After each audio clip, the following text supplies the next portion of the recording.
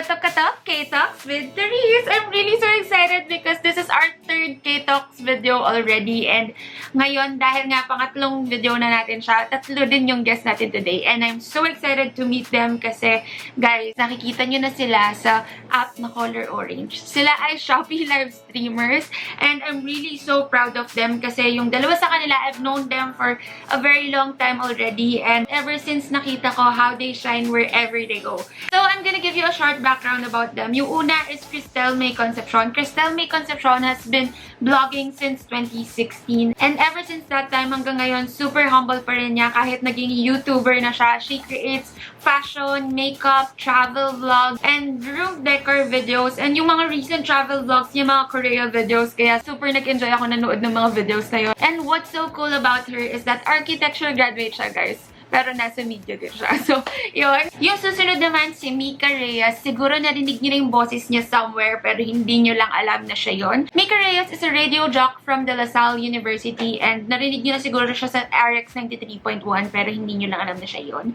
And what's so admiring about this girl is kailangan ko pang basahin to kasi ang dami niyang ginagawa. Writer siya, vlogger siya, commercial model siya, live streamer siya, online content creator siya, at radio jock natin siya. So, ang dami-dami niyang ginagawa and I really admire this person kasi yung reach niya umabot na sa Malaysia at Thailand. So, ibang klaseng level na. And yung last na kasama natin, si Bianca Louise Umali. You have probably seen her face online because she is the owner of Mubu and she is also the makeup artist of Mubu. And I really love how she does her makeup. Super ang lakas maka-K-pop talaga ng makeup niya. And tinitingnan ko nga yung photos niya ng isang araw. Meron siyang isang photo na parang, shock, si Jenny ba to? Ganun. So, yun, na super humble nitong tao na to. And I really love that about her. And sa lahat ng kasama natin actually ngayon, super humble nila. I've seen them since hindi pa sila live streamer. And now live streamer na sila. And ang dami na lang narating. So, super nakaka-pressure. I'm just waiting for them to enter the call. But we're gonna call them.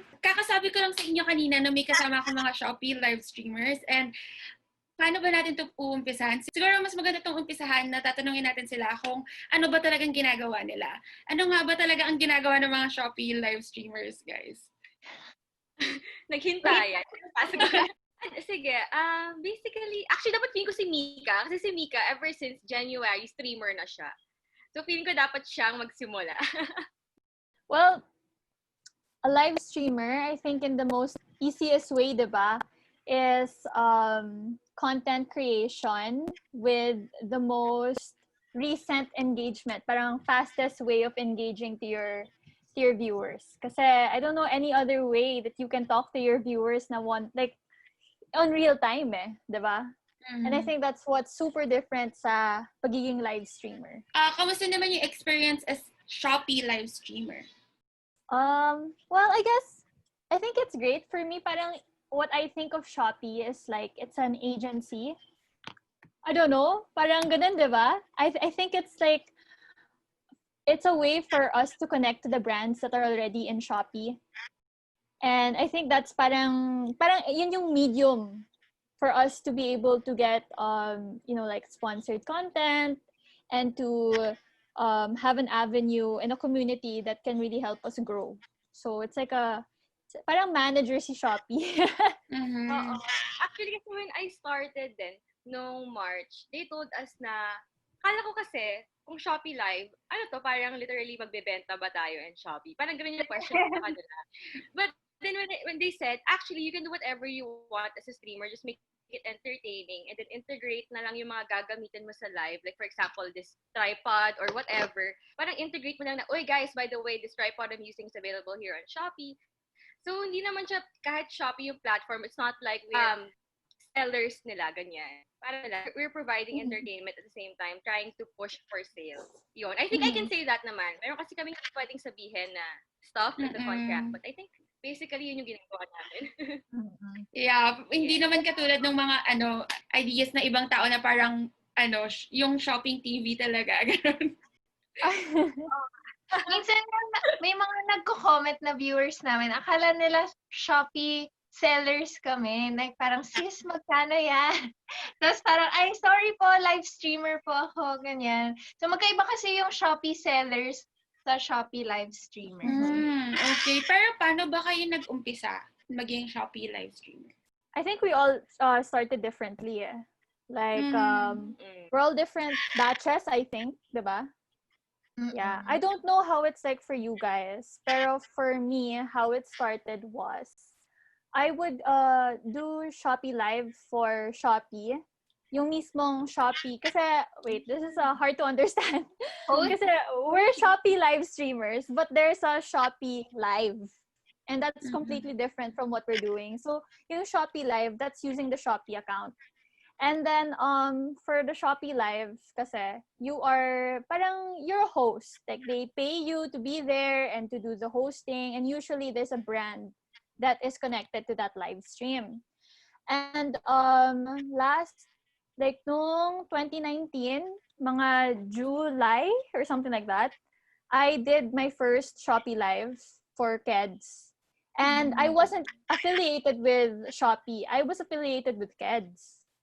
So si Keds was like, Nika, meron tayong live stream and partner namin si Shopee.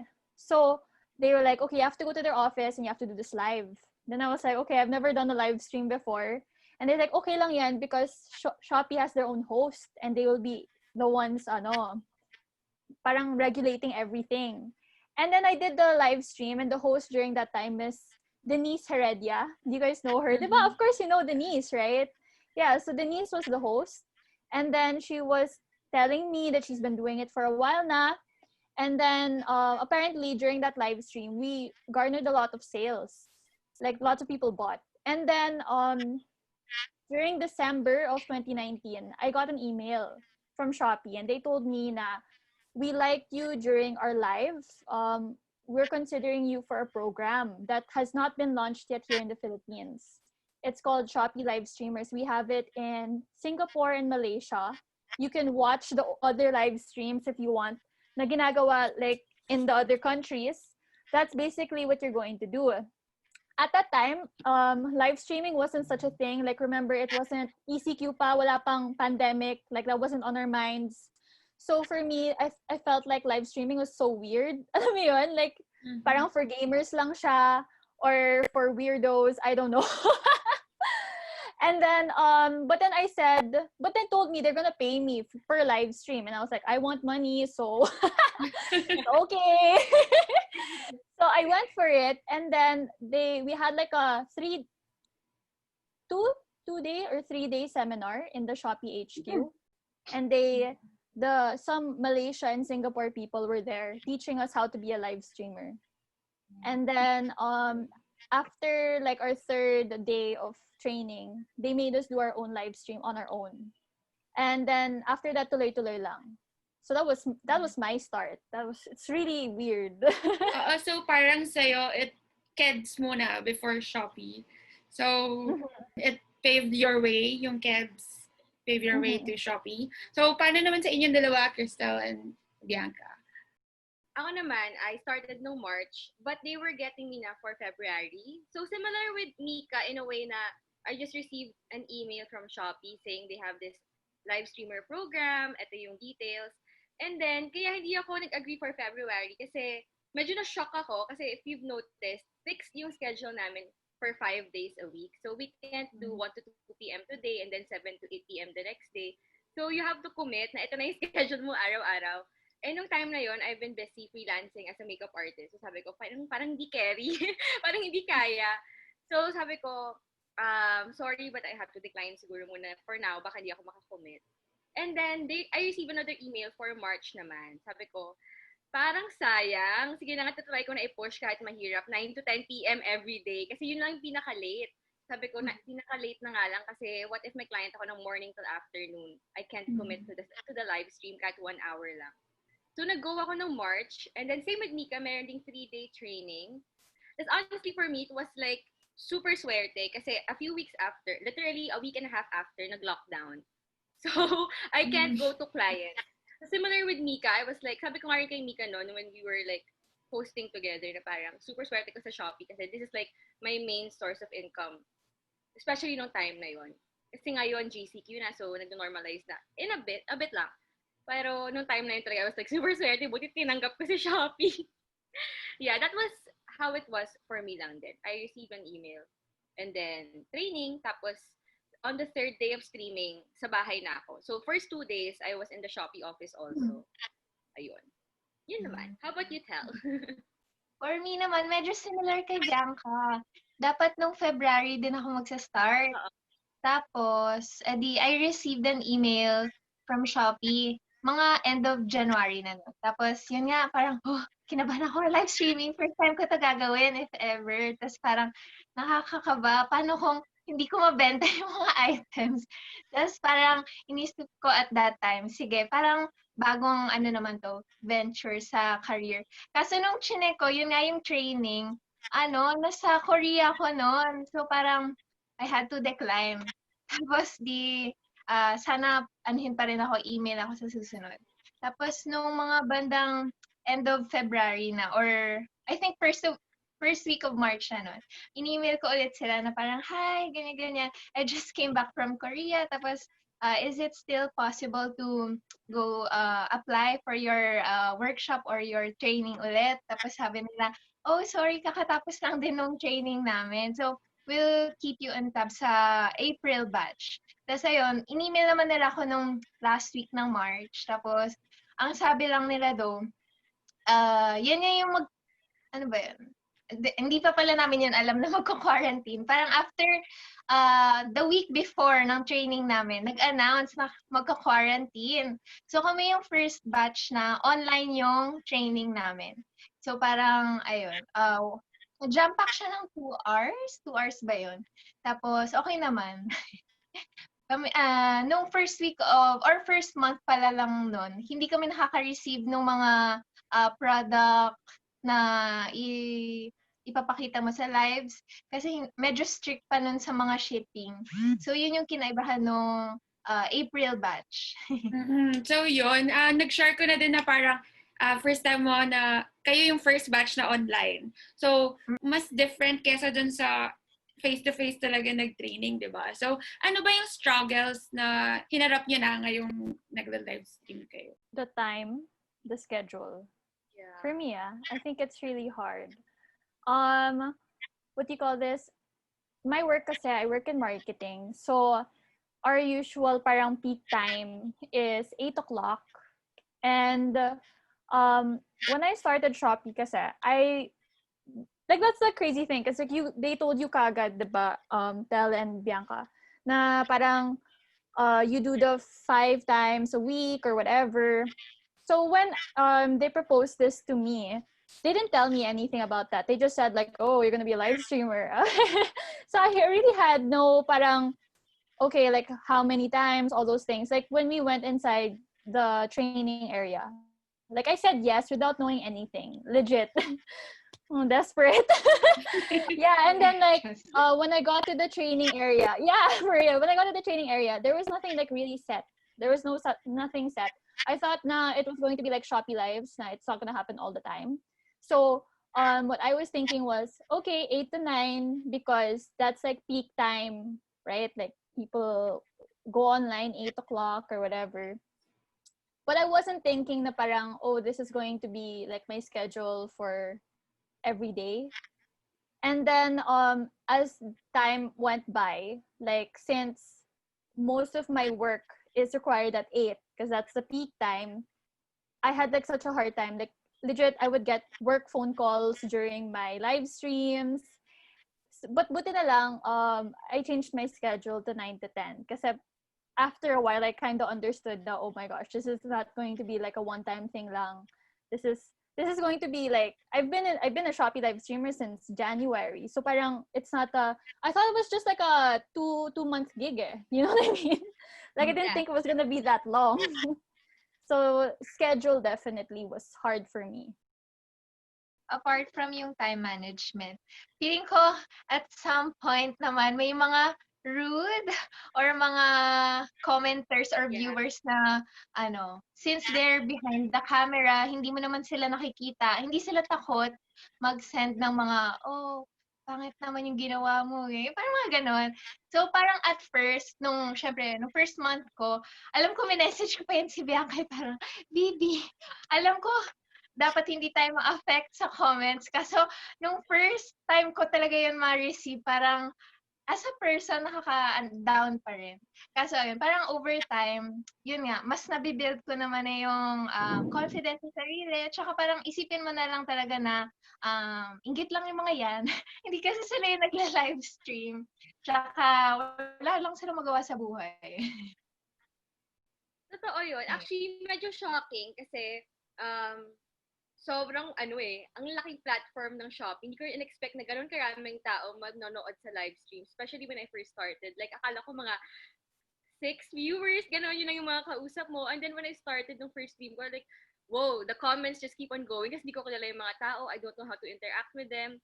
And some of them can be really rude pa talaga. But then, tama si Tel, eventually, parang natuto ka na lang dumedma. Like, whatever. Mhm. And you can block comments naman, although, personally, parang feeling ko kasi if you block them, sobrang butthurt mo. So, if super lala na lang talaga nung sasabihin nila, or may inaway silang fellow viewers, dito na lang kasi nakaka-disrupt.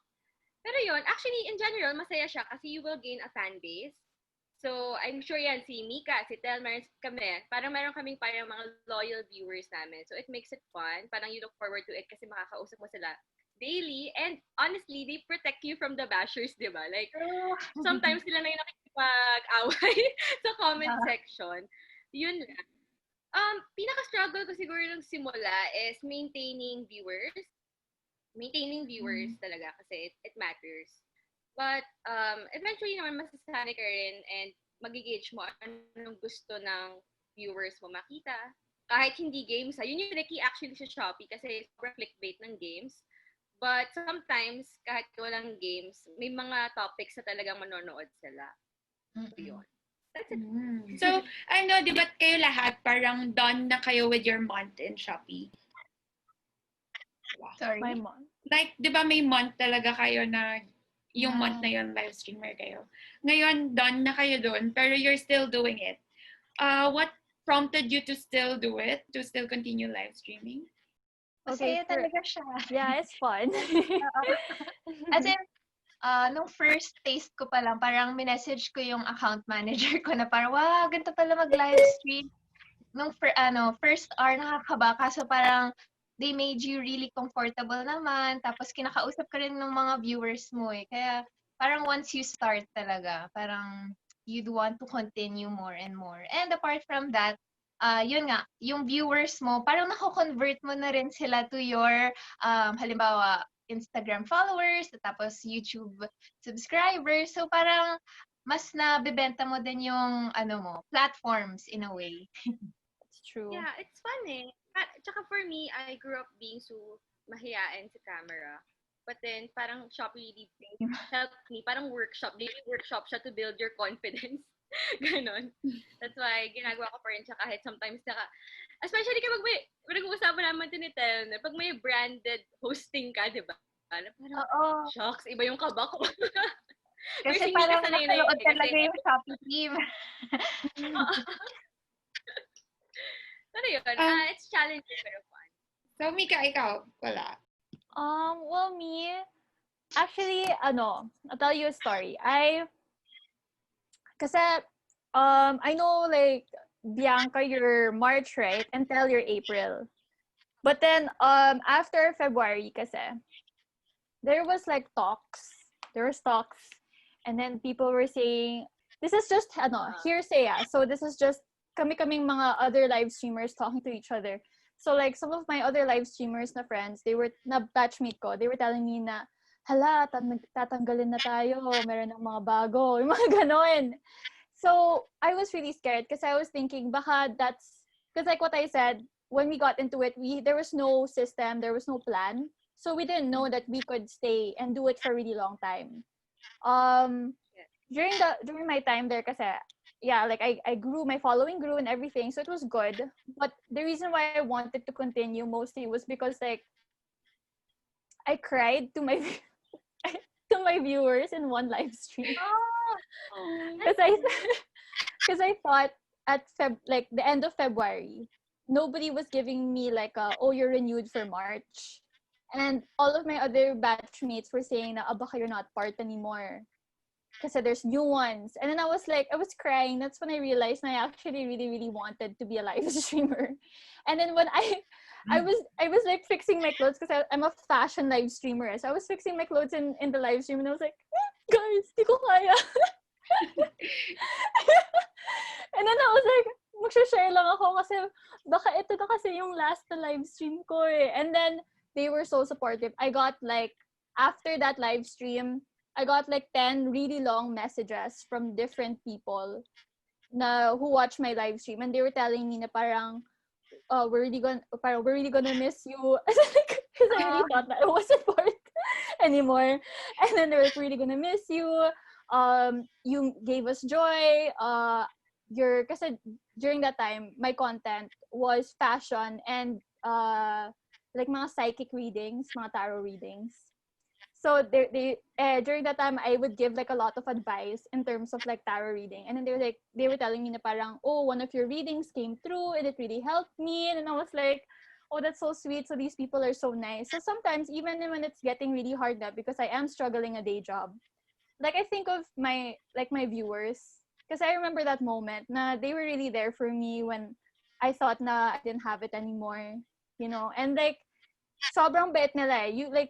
It's unparalleled. Like, I've tried the whole YouTube thing before and I had like viewers who were loyal before, pero Shopee live streamer viewers are in a whole different level. They're so committed. Parang feel mo talaga yung connection with them kahit nasa camera ka lang. Tapos, I remember one time din, naluha ako sa isang live stream. Ano ba yung nangyari nun?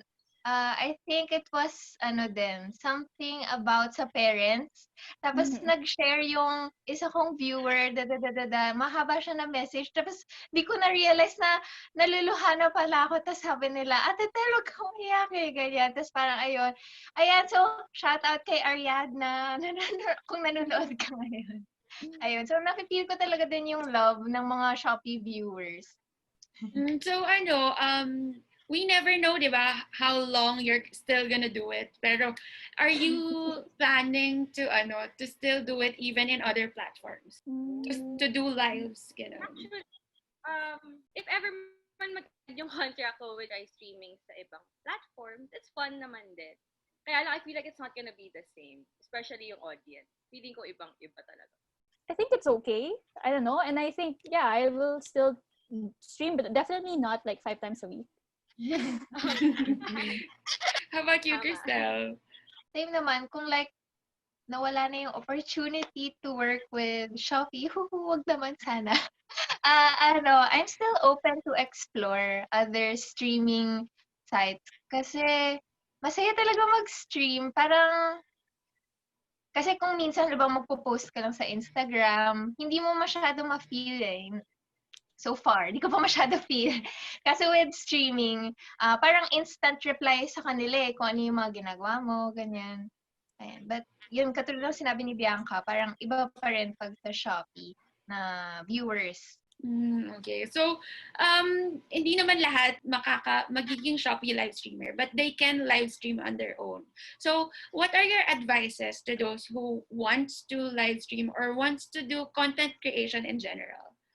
Hindi ko kasi ang lawak ng content creation. Pero for streaming, kasi Shopee pa lang talaga yung experience ko for streaming. If, kunyari, they're interested in that, parang a platform similar to Shopee or Shopee mismo, I feel like kasi, kasi ngayong August, di ba, may mga nawala na sa atin.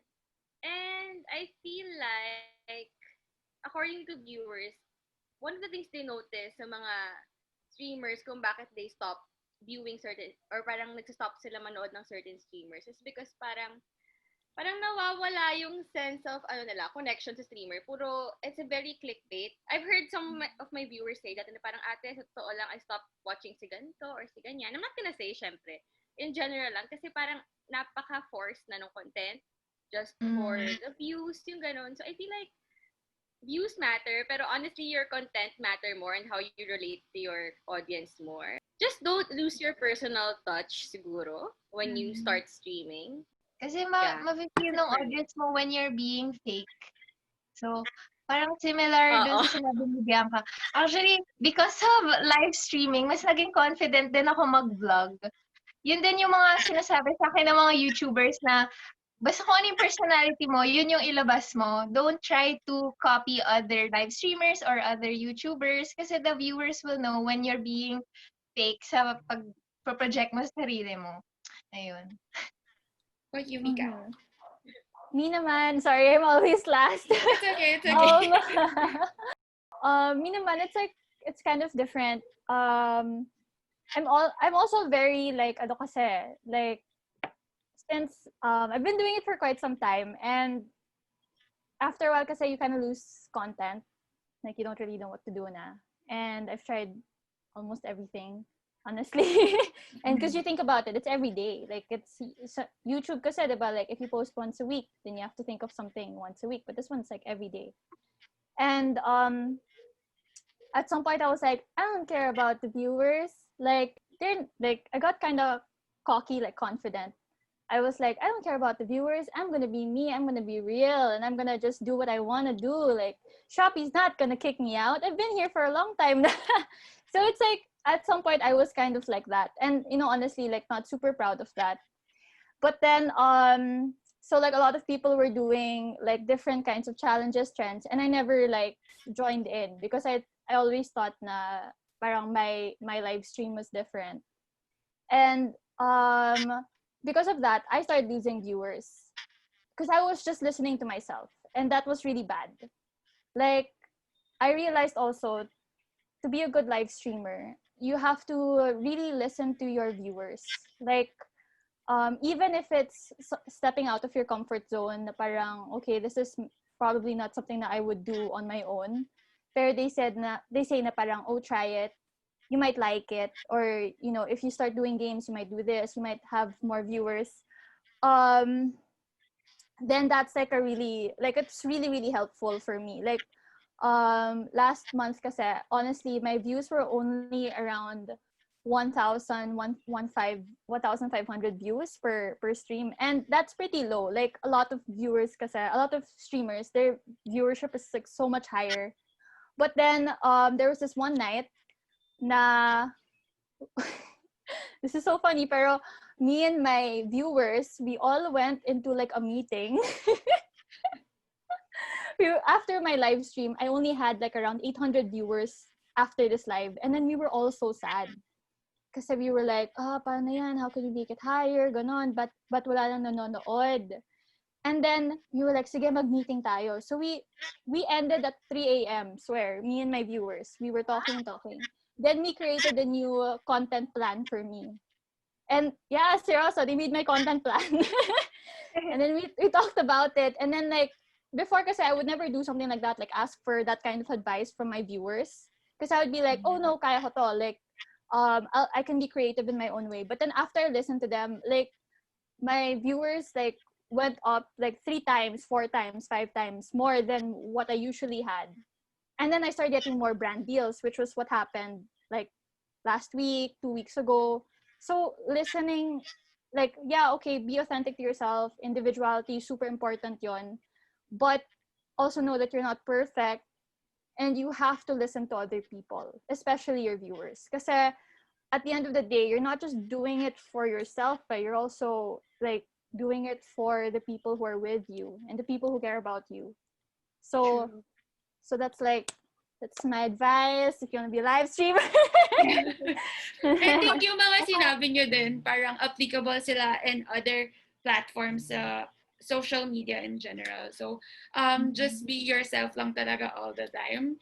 And actually, kayong tatlo, inano ko kayo, kaninang gumagawa ako ng intro.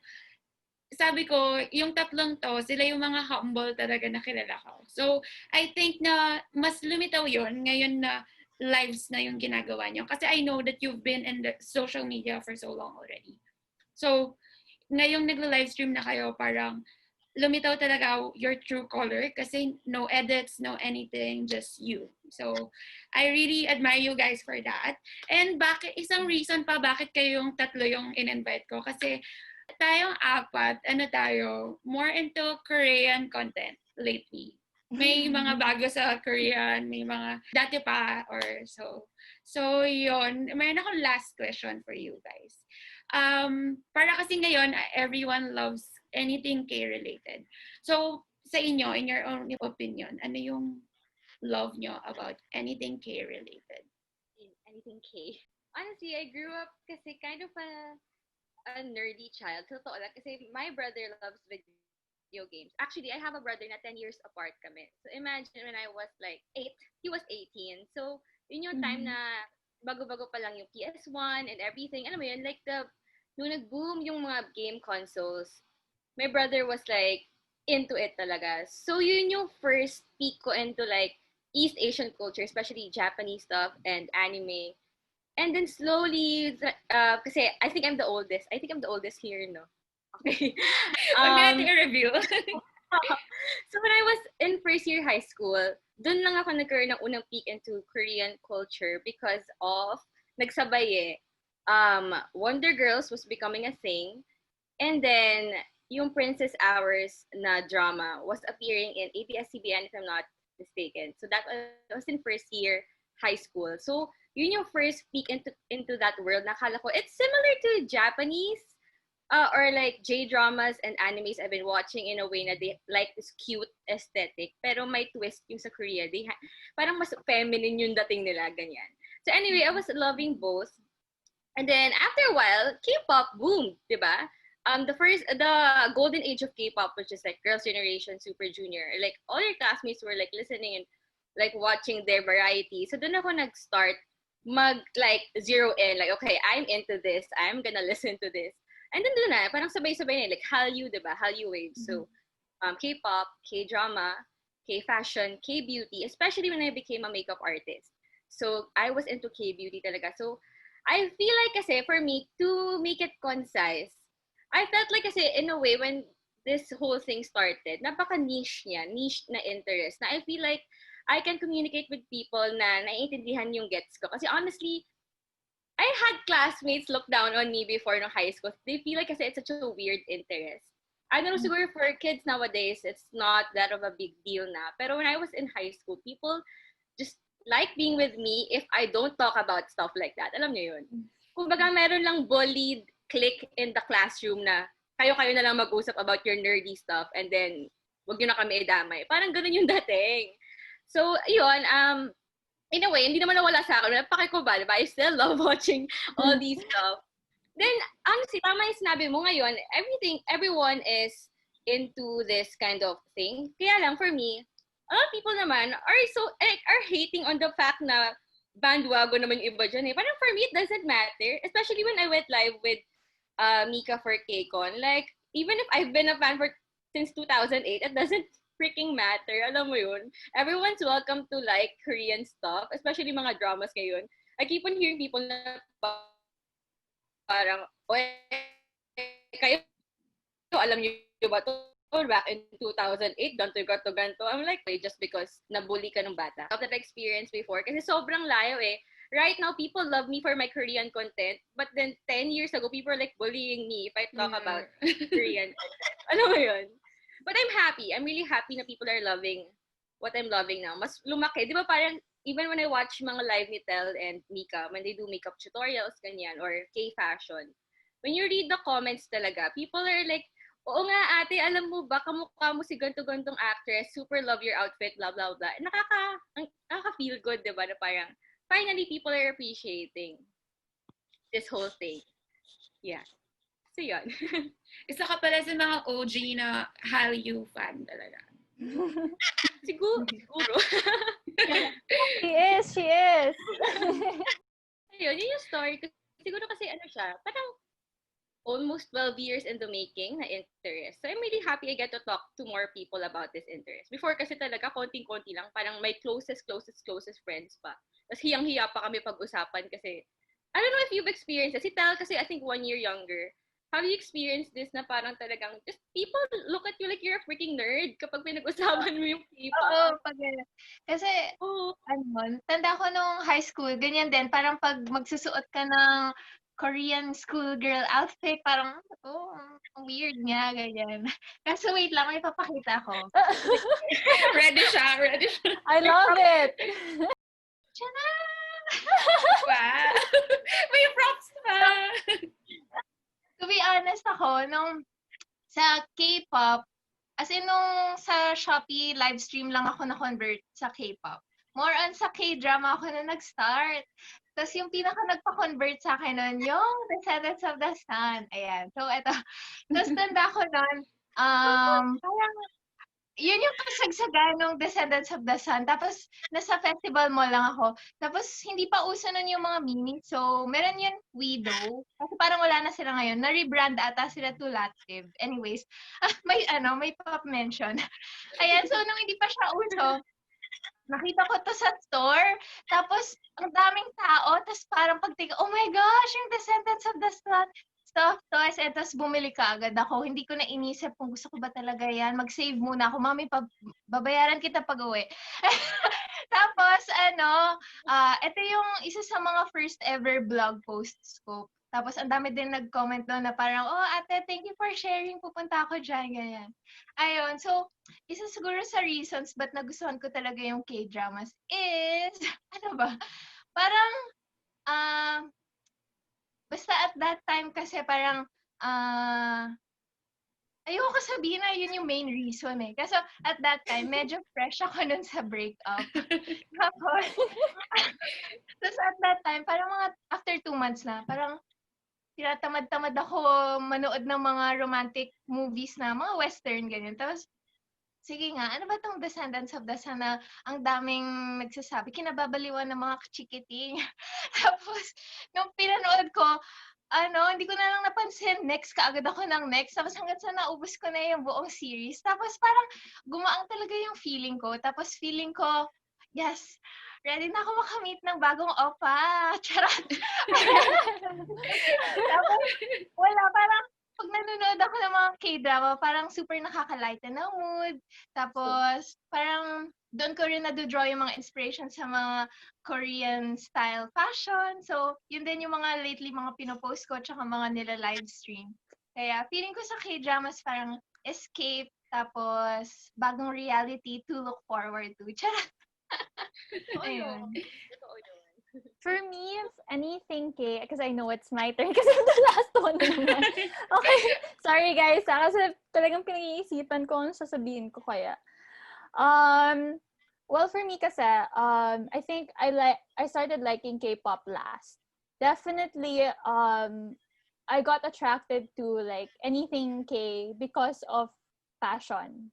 Like the clothes is the first thing that I noticed. And then, it was because one of my classmates in high school, she watches a lot of K-drama. And she has a really good fashion sense or style. And I asked her kasi parang, how did you think of this outfit? Like, saan mo nakuha yung inspiration mo? And then in Zobel kasi, lahat kami naka-iPad. So, mayroon siyang isang folder na album. Puro mga screenshot ng favorite K-drama niya. And then she was copying the outfits. And then, I was like, oh, that's so cool. What K-drama is that? And she told me it's Legend of the Blue Seed. And I was like, okay. So I started watching it and I really liked it. Because if you guys, diba, like Legend of the Blue Sea, all their clothes are designer. Like, frick. It's so nice.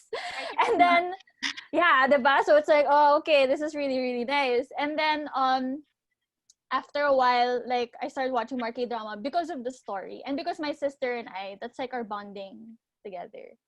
But then, I only liked K-drama for like a really long time until I was in college na. Mga second year college, I first saw like K-pop like outfits, like their performance wear. And I really liked it because during that time, it parang kasi right in fashion right now, there's a big maximalism trend that's like so Balenciaga or whatever. But then like during that time, early whatever 2010s ganon, it was still the very sleek and sexy kind of thing, and all the music videos you watch, parang that's their style.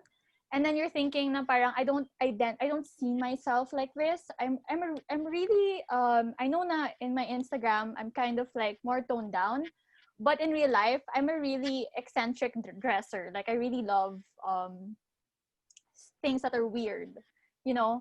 And parang, I put it in my checklist, like, if I see it's weird or something that's out there or super extra. And then, when I didn't get that from like Western music videos, I started watching like more like Korean music videos. And I was like, wow, this is so much more my style. And then after watching it, I didn't really like the music. Like, I'm gonna be very honest, I didn't really like the music. I was like, kind of, okay, it's there. But then during that time as well, I was a student jock na for Monster. And then we were forced to play K-pop like every 5 minutes because it was trending or whatever. And then I noticed myself after one training, I was driving and then suddenly I kept singing BTS songs. And then and I was like, okay, you know what? Maybe it is kind of cool. And then after a while, but I didn't really find like K-pop group na I was super na I see myself, I identify myself in that group. But until I know it's super basic, whatever. But then until I found Blackpink, and then I was like, oh, I love them. But guys, I like them before everybody else. But then like what Bianca was saying rin naman, na na parang it doesn't really matter if you started late or early or whatever. Kasi I mean I still love them the same way. I have so much of their merch except for their light sticks because I still need to make ipon for that. But then as in like I wear a lot of their stuff. If I see Jenny wear something, I'm definitely gonna buy it. So it really affects my like the way I present myself and who I am because when other like people are so conscious about how they present themselves and they have to be so Kardashian, you know what I mean? Like there's a whole other side that's K-pop and they have their concepts, but it's totally like creative and I love that. And that's what really makes me into them. Yeah. And their music is a bop. So how can you not like it? Yes. I agree. Ako naman, medyo na-guilty ako kay Bianca kasi I'm one of those na parang pag may naririnig na ako dati na classmates na nag-uusap ng K-pop, parang ano ba to? Ganun. Pero nung time na nag-visit ako ng Korea, that's when I love the country muna. Tapos I went back and back. Tapos, dun ko nakita na ang ganda ng culture nila, ang diverse ng culture. Tapos, yun, nag-explore na ako ng K-dramas, fashion, nag-explore na din ako ng K-pop. Ngayon, super, every concert nandun ako lagi. So, yun, present lagi. So, bakit ko ba tinanong to? Nakita ko na lahat tayo, K-pop, K-dramas, and everything. So, magbibigay tayo, dito sa video na to, magbibigay tayo ng any album that the winner will choose. So, any K-pop album, or if they want a K-drama album, K-drama OST album, they could choose it. Basta kung sino man yung mananalo, mag-choose siya ng K-pop merch. So, there, You're gonna give any kind of album? Yes. Yeah. Pwede Meron ako ano. Can we join?